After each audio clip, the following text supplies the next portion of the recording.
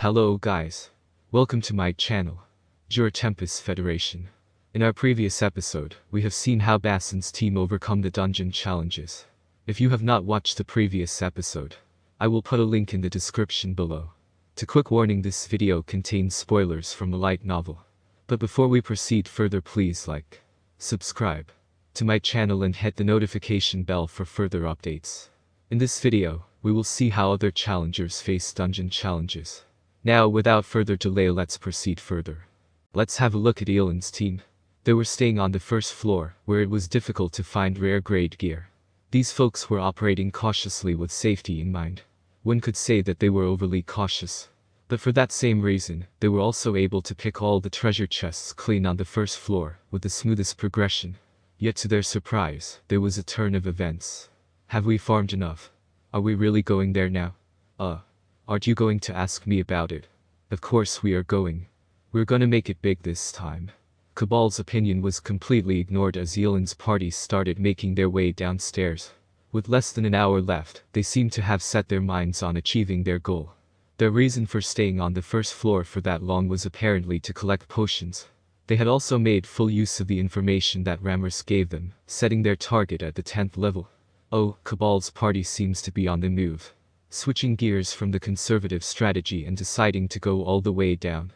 Perhaps they've changed their strategy in order to find better treasure chests. However, relying on luck alone to find them won't be an easy task. But just like Bason's team back there, 1 silver chests also give you a rare grade item. That's not something you can get just by wishing for it. Look at Kai-san, he's opened more than 20 silver chests, yet his current rare grade item count is still 0. Does that mean the only way to ensure you get a rare grade drop is through a golden chest? That's right. However, golden chests only appear in specific locations within the boss room, otherwise it will be. There are other places. There seem to be areas where you may stumble upon large regional monsters. It is said that a room guarded by this type of monster will also have a golden chest. Upon hearing Sauka and Meyermeil's conversation, I had an idea of what Elan intended to do. Oi, Rammus. I'm here. Did you leak information about the spawn point of the region boss? About that? Did you or not? It seems to have been a part of it. Well, actually, I should think positively. An entertaining region boss would add to the promotional effect. I thought to myself. I recall putting it near the 4th floor. Once it got beaten, it would change position, so right now it should still be there. In this malignant monster room, you would have to deal with several rank C+ vampiric bats first. People entering without any knowledge would be swarmed by monsters. However, they could handle it if they were aware of the situation. However, there may be the red herring that tricked people into thinking that they had already figured out what awaited them inside. That would lead them into a world of hurt. While I was worried up until that point, it turned out that this was all for naught. Elan's party intentionally used the trap to fall straight to the 5th floor. They pretended to be injured in order to shield the effect of the healing potion. Later, with the excuse of finding a resting place, they moved towards their actual destination. They've done everything perfectly. What fine actors. Big bro, big sis, there's a room just around the corner. Let's go rest when we get there. Alright. By the way, are you alright, Cabal? This healing potion sure is effective. Although I think I'm already fully recovered, let's go rest up before earning another pile of fat loot. Cabal was the only one that gave a rigid delivery, yet the audience didn't notice. They were mesmerized by the events taking place on the screen. It was then that Guido opened the door of the room. Whoa, there are vampiric bats here. Don't worry, Cabal, we'll be counting on you. But I don't want to get my blood sucked. Cabal's resistance was futile. The battle began. He raised his scale shield and hid behind it, taking on the attack of the vampiric bats by himself. While the situation looked dire to the uninitiated, Cabal was unfazed. Since the vampiric bats couldn't really break through the toughness of the shield, he stopped the attack without breaking a sweat. While Cabal was attracting the attention of the monsters, Elan prepared to cast magic. Here I come. Giant magic icicle shotgun. A salvo of tiny shards of sharp ice rained down on the vampiric bats. The small room they were in made it impossible to escape the barrage. Elan's magic power was enhanced by her dried staff. The vampiric bats were exterminated without a trace. This looked a bit too simple. Yeah, had this been Bason's team, it would be a battle of life and death. We seem to be running at a deficit by giving them the golden chest that easily. But it's a bit of a stretch to view Yelan's party as the norm.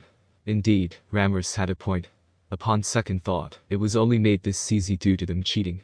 Normally, there was no way things could have gone that smoothly. If anyone ended up finding the golden chest by running around in the labyrinth, we should definitely give them our congratulations and call them the lucky ones. That was a beautiful fight. Indeed, as expected from an experienced adventurer team. They have already held back much during the fight. Oh, Guido-san is opening the chests now. Oh. It's a golden chest. Will it really have a rare grade item? As I listened to the commentary, I turned my eyes to Guido's hands. It was definitely going to be a rare grade item. What would he get though? This is a sword. But I wanted defensive gear for magicians.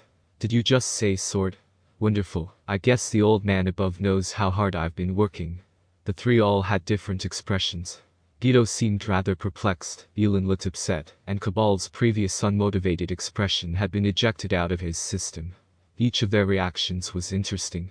Oh, there really was a weapon, Miles said. Aha, that is for certain. The golden chests all have good stuff in them. That is the message Rimuru-sama wished me to relay to everyone. I didn't remember requesting him to relay anything like that, though Miles was pretty good at playing the crowds. The item from the golden chest was a storm longsword. Everyone seemed to think that it was a rare grade item, yet it was in fact an authentic special grade weapon. Just like the storm short saber I gifted Guido, it was a mighty sword crafted by Kurobi using a scale of Charybdis. It was likely due to the fact that Veldora had raised the probability of the reward rolls, that Yelan had gotten the 1 in 100 chance to get the top tier item. With their goals accomplished, Yelan's party immediately returned to the surface. Should I call these fellows too realistic? We seem to have given away too big of a prize this time, but never mind. Due to the courageous act of Yelan's party, I could only answer with a wry smile. And so, Yelan's party returned early, before the time limit. On the flip side, let's check on Masayuki's squad and Kai. The two parties were pretty much racing each other to the bottom floors. However, their difference was obvious. Masayuki's party was moving at a terrifying speed. 2 hours had passed, and they had already made it to the 9th floor. These guys were way too fast. Sorry, I didn't expect something like fall traps to be used by people in that way. But I don't actually think Masayuki and his men were exploiting them on purpose. When I was talking to Ramers, Masayuki was already taking down the 9th floor. With around 15 minutes left on the clock, they were already on the 10th floor. As a result of taking a shortcut with the fall trap, they had landed onto a perfect spot near the deepest room on the 10th floor. It must have been this way due to Masayuki's good luck as well. Less than 3 hours and they managed to reach that place. In light of such incredible speed, I was utterly baffled. Upon arriving on these floors, there will be monsters appearing on the roads. Sometimes they may even appear in packs, but Masayuki's companions were quite strong. They didn't face any significant obstacles, and eliminated the monsters with one hit. Apart from the fall traps, all the other information I gave matched up with reality. That's why Masayuki's party continued onward down the corridor, while reading the map. They finally reached the deepest room. The stairs leading to the 11th floor would only appear after defeating the level boss in this hall.